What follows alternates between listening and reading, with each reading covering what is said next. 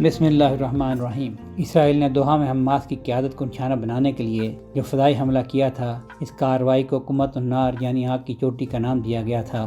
اس کارروائی میں اسرائیلی فضائیہ کے 15 امریکی F-35 طیارے استعمال کیے گئے، جنہوں نے حماس کی قیادت کے رہائشی کمپاؤنڈ پر 7 میزائل داغے تھے، تاہم وہ اپنے ہدف کے حصول میں ناکام رہے۔ حملے کے بعد اسرائیلی وزیر اعظم بنجمن نتنیاہو کے دفتر نے ایک بیان میں دعویٰ کیا کہ یہ حملہ مکمل طور پر آزادانہ اسرائیلی آپریشن تھا۔ اسرائیل نے اس کی شروعات کی، اسرائیل نے اسے انجام دیا اور اسرائیل اس کی پوری ذمہ داری قبول کرتا ہے۔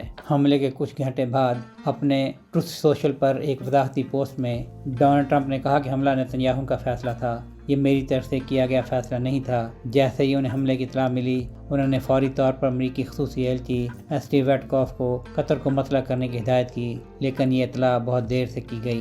میں قطر کو امریکہ کے ایک مضبوط اتحادی اور دوست سمجھتا ہوں اور حملے کے مقام کے بارے میں بہت برا محسوس کرتا ہوں۔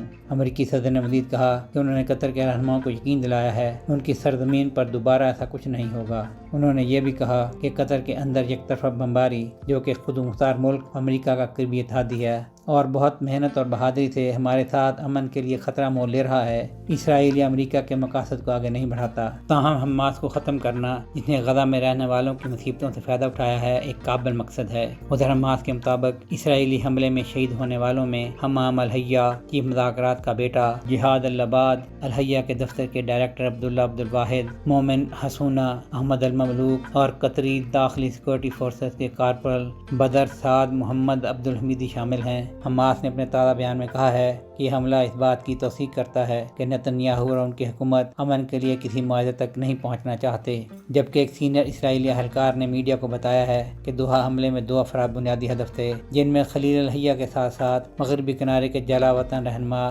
ظہر جبرین شامل تھے، مگر اب ان دونوں سمیت حماس کے دیگر قائدین کے حملے میں بچ جانے کی تصدیق ہو گئی ہے۔ سہیل شہریار، پاک ترک نیوز۔